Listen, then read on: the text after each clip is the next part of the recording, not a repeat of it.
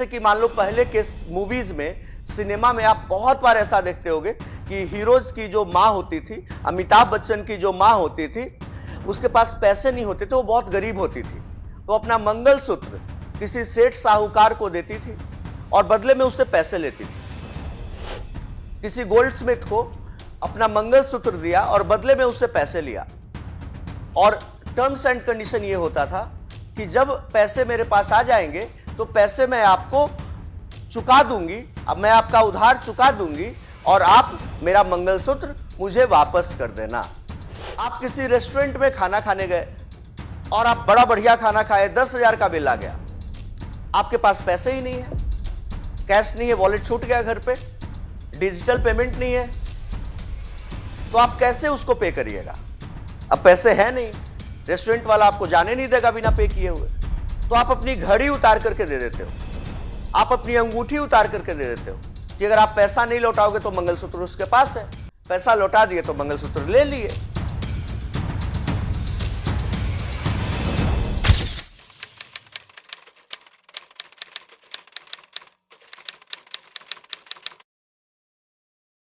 Hello everyone, a very good afternoon to you all. To all my students, to all my viewers, and to all my wonderful friends. Guys, today we shall be discussing a very important concept of Indian Contract Act 1872. The concept of pledge. Pledge के बारे में आपने बहुत बार सुना होगा, इसका नाम तो आपने बहुतों बार सुना होगा. So let us today discuss the definition of pledge along with certain easy examples that you can easily understand, right? Pledge को कहते हैं the bailment of goods which acts as a security for the repayment of loan, of debt or performance of a promise is called pledge. देखो, pledge को actual में आप बोल रहे हैं कि ये गुड्स का बेलमेंट है, आपने गुड्स को बेल किया है, which is acting as a security for the repayment of debt, उधार और लोन, और performance of a promise. Guys, let us try to understand in a broader way कि बेलमेंट ऑफ गुड्स, आप सब लोग जानते हैं कि बेलमेंट का कॉन्सेप्ट भी इंडियन कॉन्ट्रैक्ट एक्ट में दिया गया है. बेलमेंट का मतलब है कि जब आप कोई भी सामान किसी को देते हो, मैं बेलमेंट को भी किसी दूसरे वीडियो में आपको समझाऊंगा काफी डिटेल में कि बेलमेंट क्या होता है. आप अभी पासिंग रेफरेंस में यह समझ लो कि जब आप कोई भी सामान किसी को देते हो किसी काम के लिए, जैसे आपने मोबाइल दिया दुकानदार को, मोबाइल को बना दो, मोबाइल का स्क्रीन ठीक कर दो, तो आपने मोबाइल को बेल किया है, मोबाइल को बेल किया और उसके बदले में जब वो स्क्रीन ठीक कर देगा तो आप उसको पैसा देते हो, तो ये पूरा प्रोसेस बेलमेंट कहलाता है. मतलब कि जब आप अपना सामान किसी को दे रहे हो तो बेल कर रहे हो, आप बेलमेंट कर रहे हो. तो प्लेज में क्या कह रहे हैं कि bailment of goods acting as a security for the repayment of debt, acting as a security for the repayment of loan और performance of a promise is called pledge. मतलब यह है कि गुड्स को आप बेल कर रहे हैं, गुड्स को आप बेल कर रहे हैं, किस लिए बेल कर रहे हैं? सो दैट इट सर्व्स और it acts as a security for the repayment of उधार. जो आपने उधार लिया है, जैसे कि मान लो पहले के मूवीज में, सिनेमा में आप बहुत बार ऐसा देखते होंगे कि हीरोज की जो मां होती थी, अमिताभ बच्चन की जो मां होती थी, उसके पास पैसे नहीं होते थे, वो बहुत गरीब होती थी, और अमिताभ बच्चन छोटा होता था, उसको पढ़ाना है, बड़ा करना है, पालना पोसना है, तो उसके लिए पैसे चाहिए, और पैसे गरीब मां के पास है नहीं, तो अपना मंगलसूत्र किसी सेठ साहूकार को देती थी और बदले में उससे पैसे लेती थी.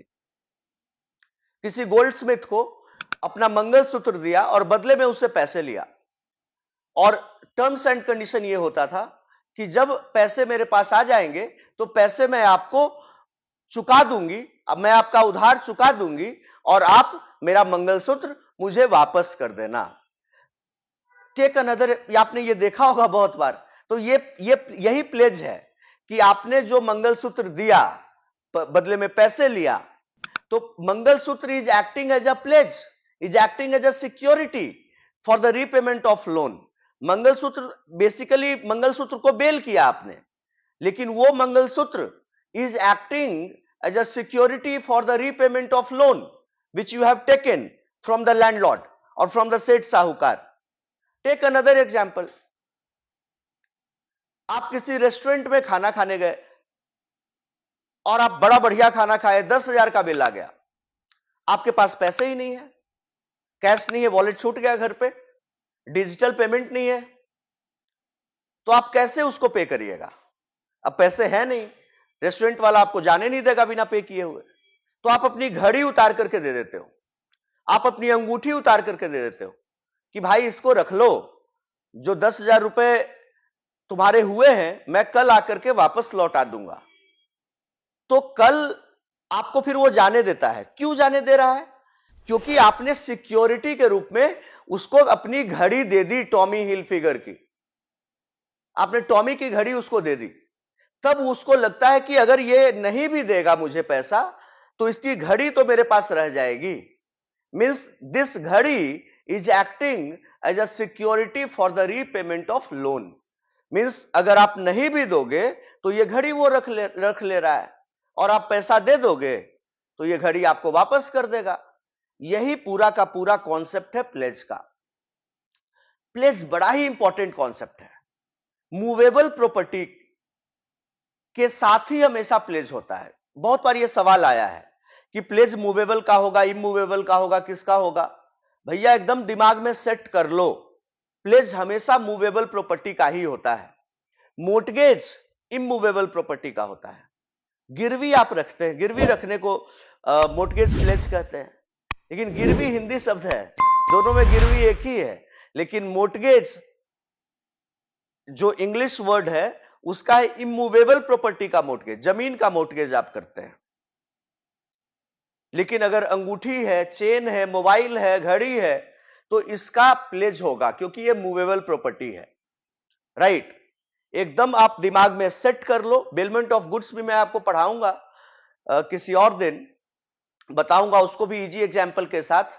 प्लेज बस आप यही ध्यान रखो कि गुड्स को आप बेल करते हो, और गुड्स को बेल इसलिए किया जाता है ताकि वो एक सिक्योरिटी के रूप में काम करे for the repayment of loan, कि जब तक आप पैसा लौटाओगे नहीं तब तक सामने वाला उसको एक सिक्योरिटी के रूप में रखेगा कि अगर आप पैसा नहीं लौटाओगे तो मंगलसूत्र उसके पास है, पैसा लौटा दिए तो मंगलसूत्र ले लिए। यही तो प्लेज है। Right, the bailment of goods acting as a security for the repayment of debt और loan or for performance of a promise is called pledge. I hope that you understand this. Right. Thank you guys for watching me. Stay tuned on India's biggest law learning platform for all the relevant updates on the YouTube channel of Chanakya Clear Classes and Chanakya Judicial Academy. Thank you everyone. Jai Hind, Jai Sri Ram.